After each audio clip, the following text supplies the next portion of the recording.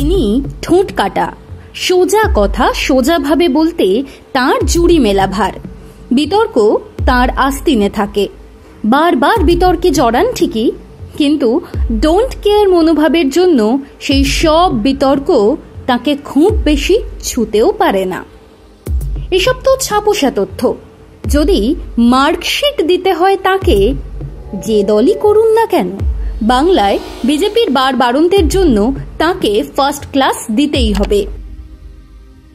যে সময় লালের দাপট নিভে আসছে, তৃণমূলের অবাক উত্থান হচ্ছে, সেই সময় বাংলায় পা রেখেছিলেন তিনি। ডাকাবুকো মানসিকতা, লড়াকু মনোভাব, পাল্টা আক্রমণের ধাত তাকে ধীরে ধীরে প্রাসঙ্গিক করেছে, বিরোধী নেতা হিসেবে প্রতিষ্ঠা দিয়েছে। সেই দিলীপ ঘোষ কি প্রাসঙ্গিকতা হারাচ্ছেন? দিলীপ ঘোষের রাজনৈতিক ক্যারিয়ার কি শেষের পথে? যে কোনো রাজনৈতিক দলে কোনো নেতার সঙ্গে যদি কোনো কারণে দূরত্ব তৈরি হয়, ওই নেতাকে বহিষ্কার করা হয়। বিজেপি সেই পথে হাঁটে না। পদ্ম শিবিরে সেই নেতা ধীরে ধীরে অপ্রাসঙ্গিক হয়ে যান।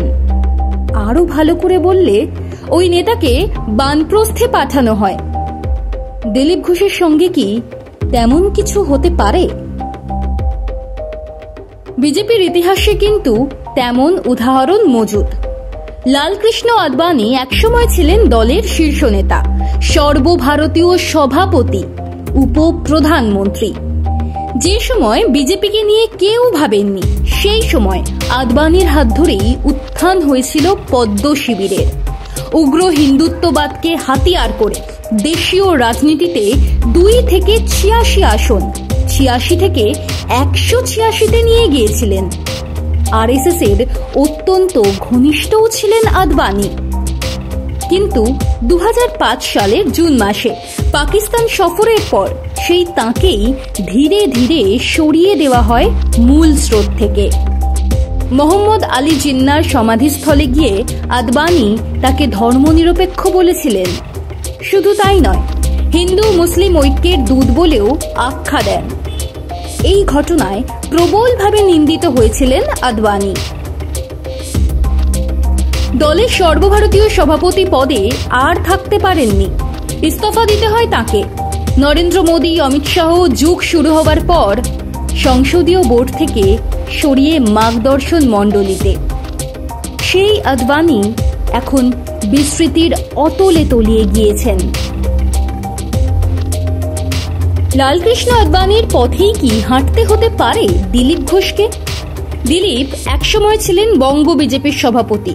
তাঁর হাত ধরেই এই রাজ্যে বিজেপির রমরমা, শূন্য থেকে শক্তপোক্ত জমি তৈরি করে ফেলা।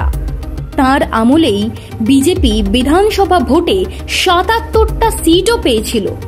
দিলীপ প্রাক্তন সাংসদ, বিধায়কও।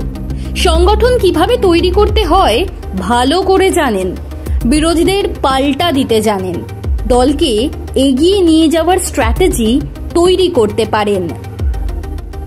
এই কারণে বঙ্গ রাজনীতিতে হু হু করে উত্থান হয়েছিল দিলীপের, বেড়েছিল জনপ্রিয়তা। সেই দিলীপই এখন কি দূরে সরছেন পদ্ম শিবির থেকে? অনেকেই তার সঙ্গে আদবানির মিল দেখতে পাচ্ছেন। 2005 সালের পাকিস্তান সফরের মতোই ঘটনার পরম্পরা দেখছে 20 বছর পর। কিছুদিন আগে মুখ্যমন্ত্রী মমতা বন্দ্যোপাধ্যায়ের আমন্ত্রণে দীঘাতে জগন্নাথ মন্দিরের উদ্বোধনে সস্ত্রীক গিয়েছিলেন দিলীপ। সেখানে গিয়ে মমতার প্রশংসাও করেছেন তিনি। তারপর থেকেই বিজেপির সঙ্গে দূরত্ব বাড়ছে তাঁর, এমনই দাবি করছেন কেউ কেউ। মিডিয়াতেও এই খবর পরিবেশিত। একাধিক কর্মসূচি নেওয়া হয়েছে দলের তরফে, কিন্তু দিলীপকে দেখা যায়নি। 6 মে রাজ্য বিজেপির প্রথম বড় বৈঠক ছিল। ওই সভায় শুভেন্দু অধিকারী, সুকান্ত মজুমদার সহ প্রথম সারির প্রায় সব নেতাকেই দেখা গিয়েছে। ব্যতিক্রম কেবল দিলীপ।